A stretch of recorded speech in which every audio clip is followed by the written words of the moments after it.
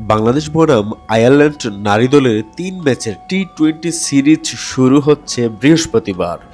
টি-20 সিরিজের আগের দিনে বুধবার দুপুর ২টায় মালনীচরা চা বাগানের ট্রফি উন্মোচন করেন দুই দলের অধিনায়ক। মালনীচরা চা শ্রমিকদের ট্র্যাডিশনাল পোশাকে দুই দলের অধিনায়ক নিগার সুলতানা জ্যোতি ও গ্যাবি লুইস এর ট্রফি উন্মোচন করেন।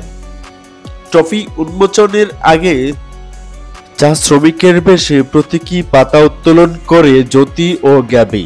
সিরিজের প্রথম ম্যাচ আগামী ৫ ডিসেম্বর, দ্বিতীয় ম্যাচ ৭ ডিসেম্বর ও তৃতীয় ম্যাচ ৯ ডিসেম্বর। সিরিজের সবগুলো ম্যাচই অনুষ্ঠিত হবে সিলেট আন্তর্জাতিক ক্রিকেট স্টেডিয়ামে।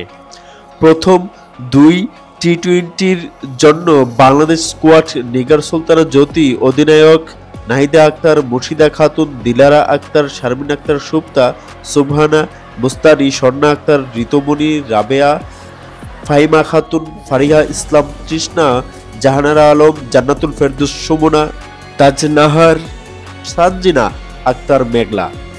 রিজার্ভে আছেন দিশা বিশ্বাস, শামিমা সুলতানা এবং শারমিন সুলতানা। এর আগে ঢাকায় ৩ ম্যাচের ওয়ানডে সিরিজে বাংলাদেশের কাছে হোয়াইট ওয়াশ হয় আয়ারল্যান্ড মহিলা দল।